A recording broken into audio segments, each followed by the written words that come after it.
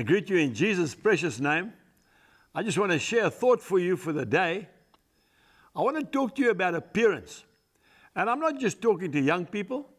I'm talking to all age groups.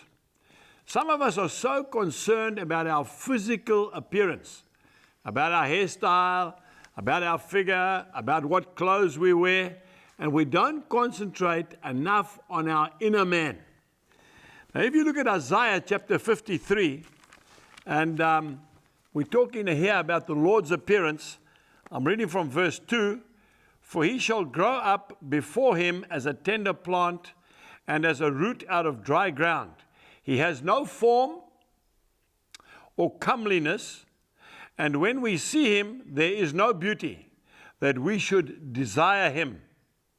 He is despised and rejected by men, a man of sorrows and acquainted with grief. And we hid, as it were, our faces from him. He was despised, and we did not esteem him. I'll just leave it there, folks. That was a description of the Lord. I want to encourage you as believers, we need to be different from the world. I'm not saying we've got to walk around in sackcloth and ashes. I'm not suggesting that for a moment. But what I am saying is, we don't need to dress suggestively. We don't need to do exactly what the world does. We should be dressed in such a way that the world want to be like us. Folks, I really want to encourage you to work on the inner man. Jesus said he came to serve and not to be served. Matthew chapter 20 and verse 28. We need to understand that God has called us to a certain way of life. I mean, some of the young Christian people that I see are handsome, they're pretty, they're good looking. I'm not saying we're going to walk around with an attitude of doom and gloom, not at all. But you know, the less we concentrate on ourselves, the more effective we become to the world. My biggest enemy is Angus Buchan. There's no doubt about it. I really mean that. And the more I'm concerned about what I look like, the least effective I become. I'm not saying that I mustn't be clean and I mustn't be tidy and I mustn't be neat. But what I am saying is I must get up in the morning, I must pray, I must spend time in the presence of the Lord. And when I go out into the public, people should be drawn towards me. Not because of my outward appearance, but hopefully because of my inward appearance. In other words, they should see peace. They should see joy. They should see hope. They should see somebody that they can confide in. You know, I love it.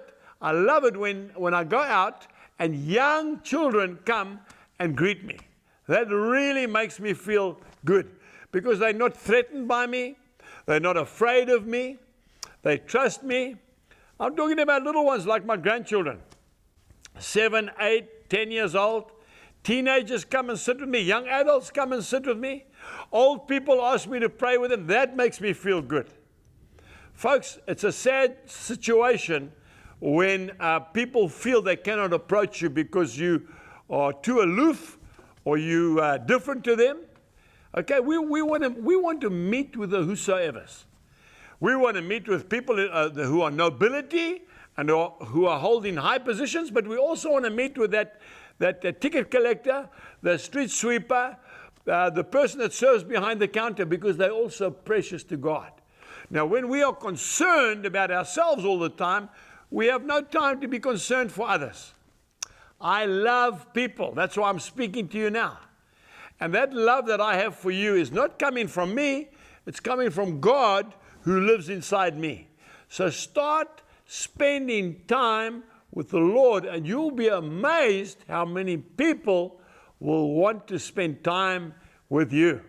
Until the next time, goodbye. We trust that you have been blessed by today's message. For more information, please visit angusbuchan.com.